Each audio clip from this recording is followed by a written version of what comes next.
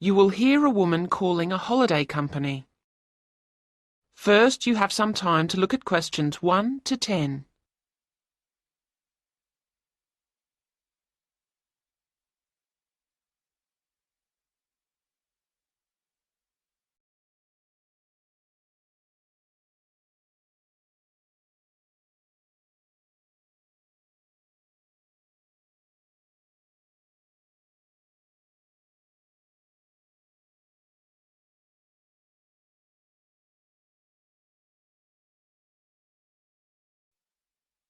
You should answer the questions as you listen, because you will not hear the recording a second time. Listen carefully to the conversation and answer questions 1 to 10. Good Times Holidays, John speaking. How may I help you? Oh, hello. I'm calling to complain about a holiday we've just had. Oh dear, I'm sorry to hear about that. Yes, we're very disappointed. What I need to do is to take some information from you so that I can look up the relevant files and then we can discuss the specific problems. Would that be all right with you? Yes, I hope it doesn't take too long. Oh no, let me just get a form ready. First, the name, please, of the person who booked the holiday. Well, our surname's Sharp. S-H. Like a knife. Yes, but with an E on the end. And a first name? I'm Alice, but I think it was my husband who actually booked the trip. His name's Andrew. Fine. And then the address, please. It's flat 4, Beaconsfield. That's Beaconsfield, house. That's Winchester. And it's SO2 4ER. Thank you. And could I take a telephone number? We're on 0374 56561 at home. Or do you mean during the day? Then my work number's 0374 55793. I'll put the work one down, assuming that's normal office hours. Oh, yes. The next thing is, do you have a note of your booking reference? I think so. Would it start 74? No. Usually with 2 or 3 letters. Uh-huh. Oh, is this it? MH. That sounds like it. And then 66G4. Thank you. Right, what's next? Now, did you book in conjunction with any kind of special offer?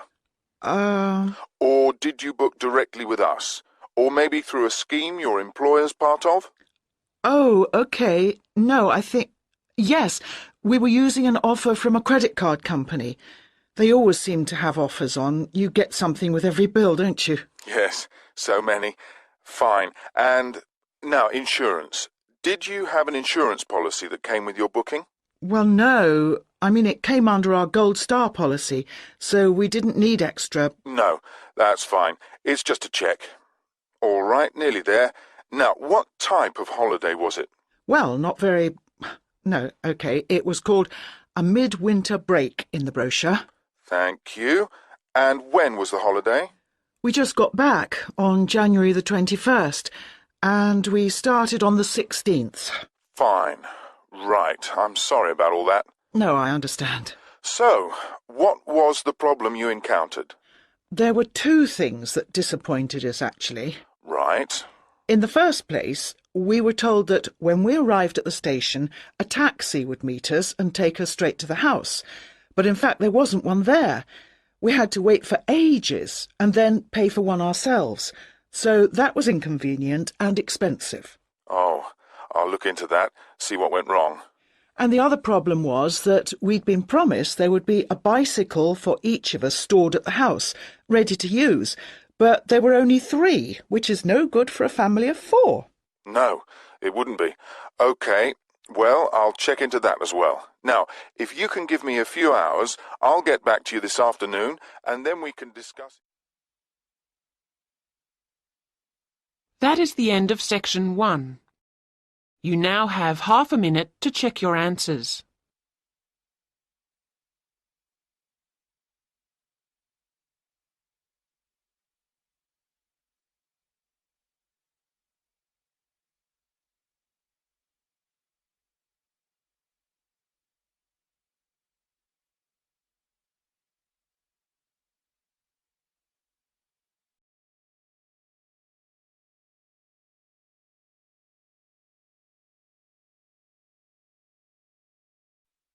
Now turn to Section 2. Section 2. You will hear a talk about opportunities for temporary jobs. First, you have some time to look at questions 11 to 15.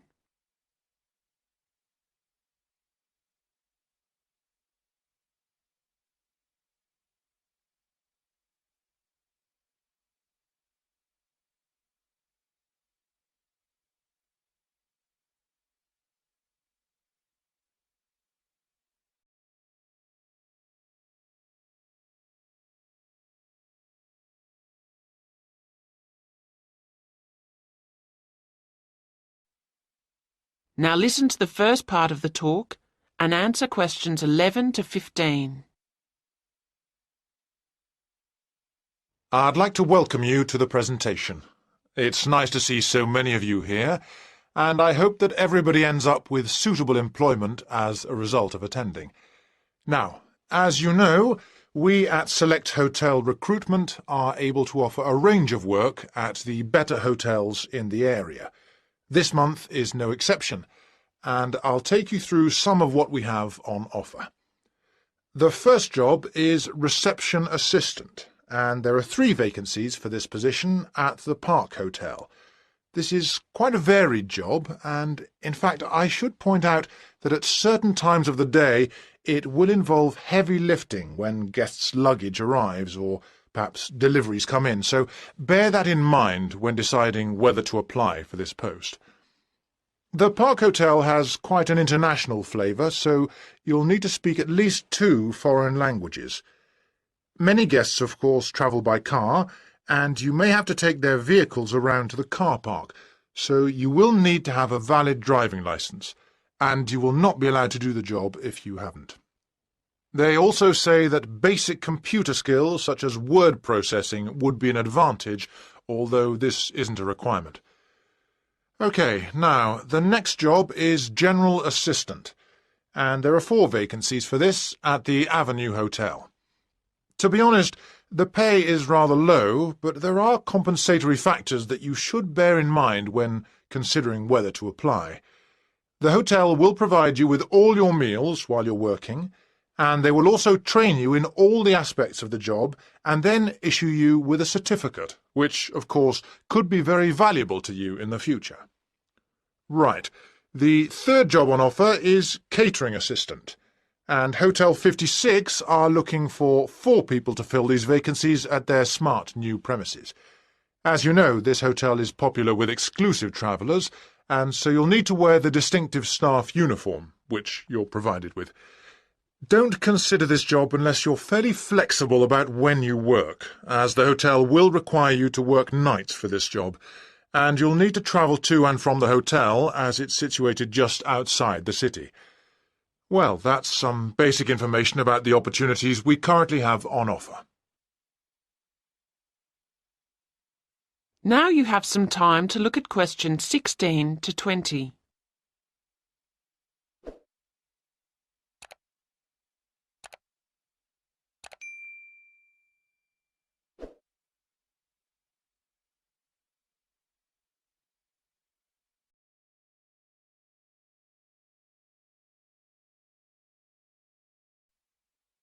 Now listen to the rest of the talk and answer questions 16 to 20. Now, if you would like to apply for one of these jobs, you'll need to follow our recruitment process. It might seem complicated, but we guarantee the hotels we work with to provide carefully vetted staff. So, the first thing you'll need to do is fill in one of these, a personal information form. It's pretty straightforward and should only take you a few minutes. Once you've done that and handed it in, we'll give you a questionnaire about your skills to do. Again, I don't expect this to take you very long. We then look through the information about you and pass on our recommendations to the relevant hotel. Hopefully you'll be accepted by your chosen hotel. Assuming you are, you will then proceed to the next step of the process and attend a general course of training. This is designed to be helpful and realistic, so an important part of the course is role-play activities. You should have some fun while you learn. OK, And after that, the final step is that you'll be contacted by the hotel you're going to work for, and they'll post you a video about themselves and the work involved. Watching this will constitute further specific training for your job. Well, I hope that's reasonably clear at this stage. Are there any questions on what I've said so far? That is the end of section 2. You now have half a minute to check your answers.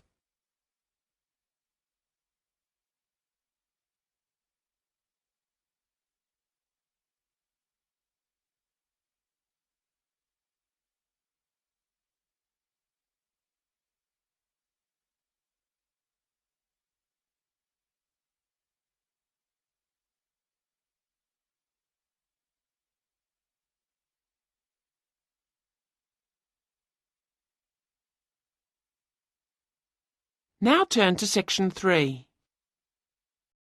Section 3. You will hear a discussion between two students, David and Jane, and their tutor, Dr. Wilson, about their group research project into local history. First, you have some time to look at questions 21 to 26.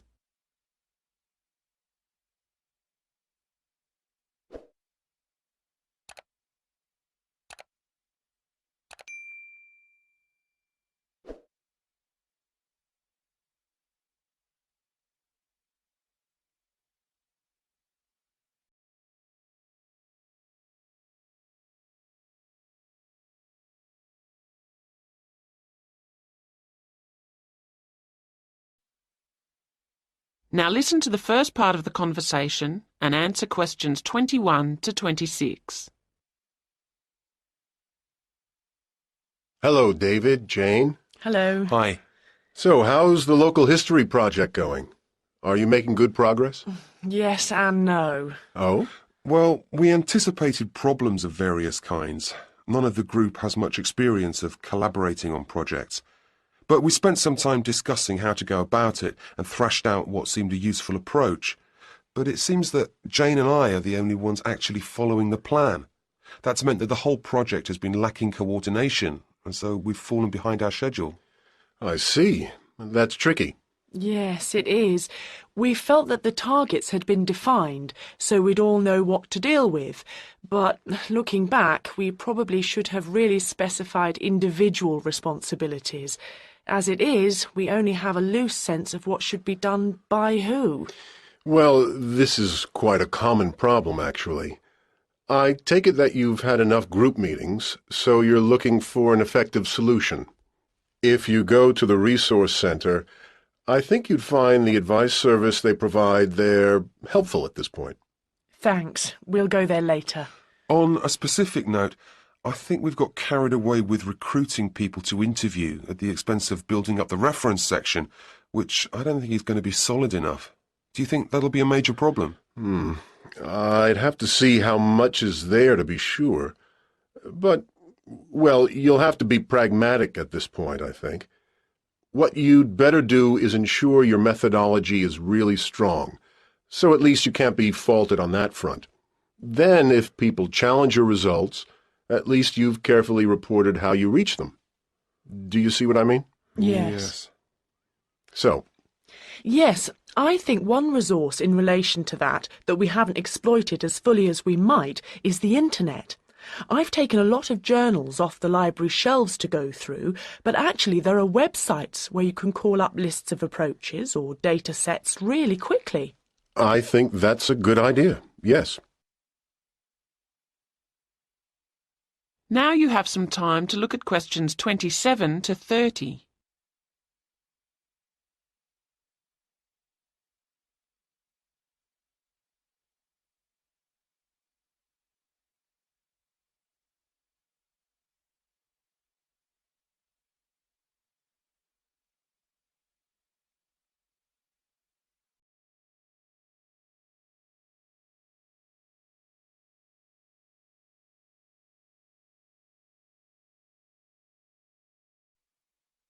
Now listen to the rest of the conversation and answer questions 27 to 30.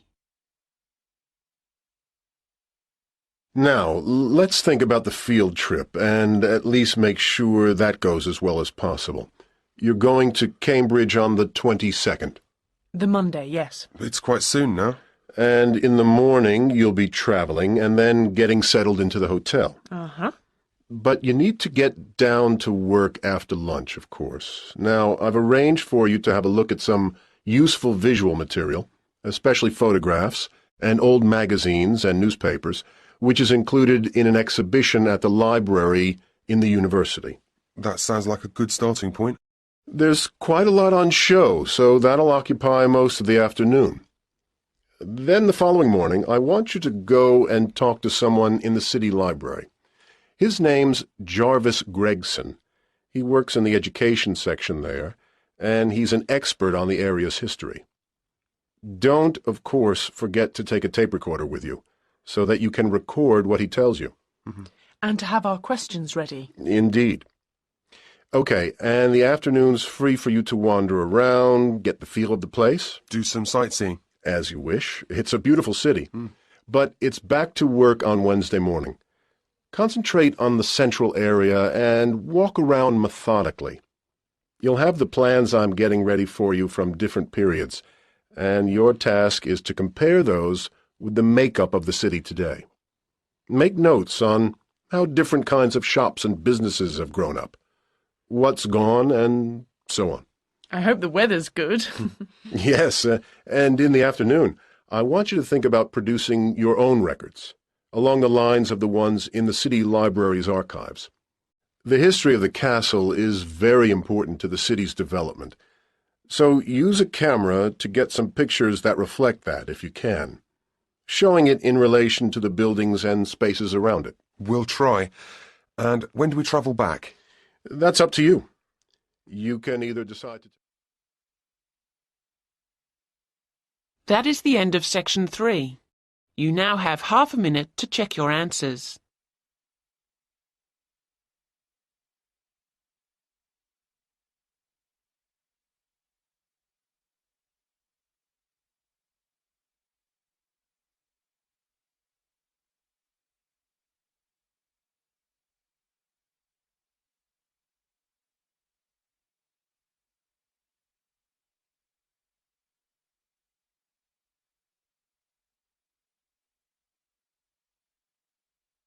Now turn to section 4. Section 4.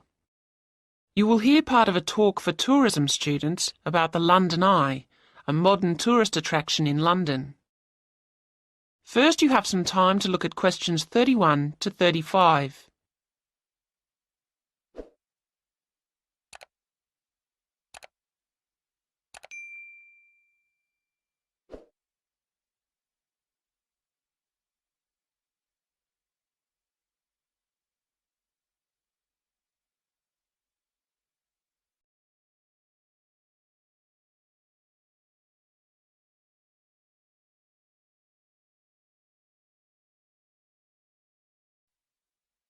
Now listen to the first part of the talk and answer questions 31 to 35. Today, I want to focus on some of the major sites that attract tourists to cities, and I'm going to begin with the London Eye. This giant wheel has, in a very few years, become one of the major attractions of London, and thus in the world. It's both simple in concept and awesome in delivery. Its creators are husband and wife architects David Marks and Julia Barfield. It was on their kitchen table in South London in 1993 that the first drawings for the London Eye were made, as the couple, who usually worked directly for clients, were entering a competition, the brief of which was to design millennium landmarks for the capital. In fact, nobody won, and the whole idea was scrapped, but the couple remained convinced that their dream should be pursued. They started to piece the project together and were soon attracting the attention of the press, and it wasn't long before British Airways had started to show an interest and then became a partner. As the project unrolled, everyone involved began to realise the sheer scale of what they were undertaking. It would be the largest observation wheel ever built, and over 1,700 people from a total of 5 countries would play a part in its construction.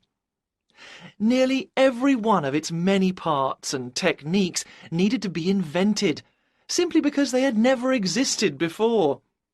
Transportation of the components would be on a scale reminiscent of pyramid building. Bringing them in meant that large parts had to fit under the various bridges of the River Thames, so this had to be timed to coincide with tides along its length. And even when completed, the Eye continues to be huge in its requirements. A small army of people are employed to look after it, with 350 hours maintenance being required every week, and apparently strange demands, such as washing all its glass with nothing but distilled water having to be met.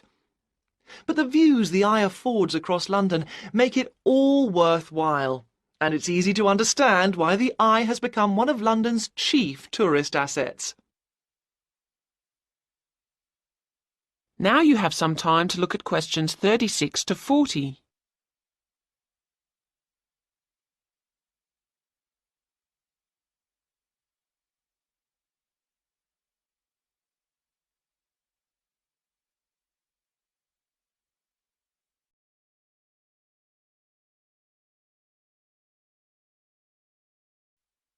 Now listen to the rest of the talk and answer questions 36 to 40. So, how is that great wheel held up? How did it get there? The starting point was, of course, the ground, and while parts of the wheel itself were still being constructed in various countries, tension piles were being driven into the ground beside the River Thames. This was the first step, and once these were securely in place, a base cap was installed over them as a kind of lock, with 2 giant plinths pointing up onto which an A-frame was attached, like a giant letter. All this took many months and incredible effort, but meant that the spindle could be installed around which the great wheel would turn. Now the project really was in business, and the vast rim, with spokes like an outsized bicycle wheel, could be brought in. The passenger capsules were assembled and hung onto the rim, each one linked by mounting rings that would support eager viewers as they rose above London. And the last thing to be built is the first thing the visitor encounters, the boarding platform laid down underneath. The whole process employed thousands of people in total and was avidly watched by millions.